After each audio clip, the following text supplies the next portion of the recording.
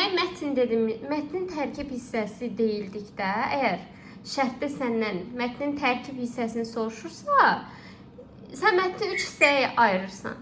Biz demək, mətnin tərkib hissələri hansılardır? Giriş, əsas və nəticə hissə.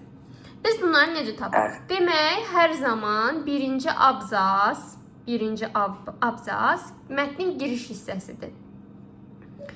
Sonuncu abzas isə mətnin nəticə hissəsidir. Ortada qalan digər bütün abzaslar isə əsas hissəyə daxil olur. İndi bizdən də şərtdə soruşur ki, demək, ona əsasən tapacağıq. Məsələn, deyək ki, mətnin nəticə hissəsinə filan şey verilib.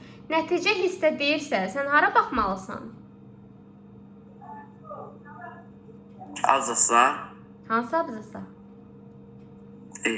Birinci abzasda, yoxsa Sonuncu. sonuncu abzas? Giriş, bax.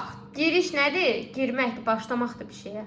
Düzdür? Bəli. O giriş isə demək ki, birinci abzasda ilk başdan başlayanda birinci abzas girişdir.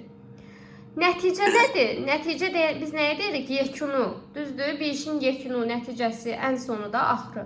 Ona görə nəticə deyiləndə sən ən sonuncu abzasa baxacaqsan. Əsas hissə də deyiləndə ortada qalan digər bütün abzaslar əsas hissəyə daxildir. Aydındır? Aydın.